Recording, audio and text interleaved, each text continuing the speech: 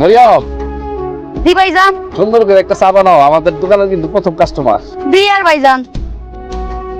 আরো লোকজন থাকতে তাদের বললেন, আমি নতুন দোকান দিচ্ছি। আচ্ছা ঠিক আছে। চাটা খায় একটু বলেন কেমন হয়েছে। বা খুব ভালো হয়েছে চা। চলো তোমার একটা খুন্তা খাওয়াই। আর এত ঘোরাঘুরি করার ইচ্ছা নেই। আমি বাসার থাকতাম, ঘুমাইতাম, ওইটাই ভালো আছে। আন্নের না বয়স হয়েছে, কিন্তু অনশক মিটে না। এই বয়সে আইসে বলই ঘুরতো, কত ইচ্ছা। খালি রাত করো। ও সামনে দেখলাম স্যার একটা উঠে, আও চলো তোমার চা খাও।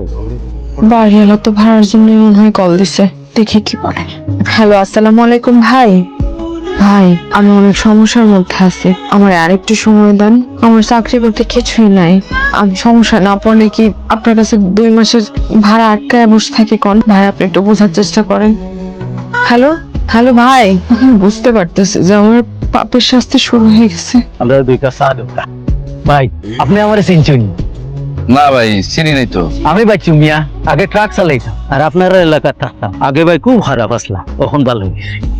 খারাপ আসলো, কি তো খারাপ আসলো? আগে খালি বিয়া করতাম, পরে সব বউ আমারে ছাড়িয়া গেছি। তখন নতুন একটা বিয়া করছি আর প্রতিজ্ঞা করছি এই বউরে লইয়া সারা জীবন হাঁটাইলিম।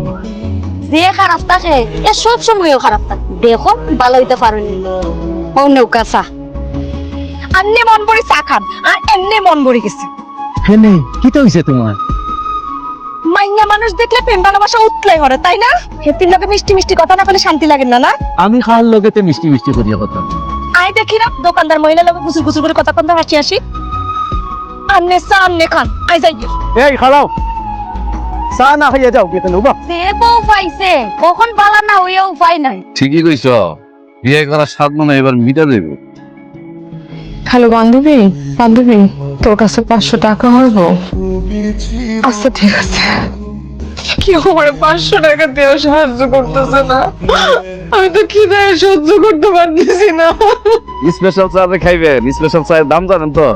দাম কোনো বিষয় না, বেশ আচ্ছা খাইবার লেগে তো আইছি। ভাইজান এক কাপ স্পেশাল চা দাও।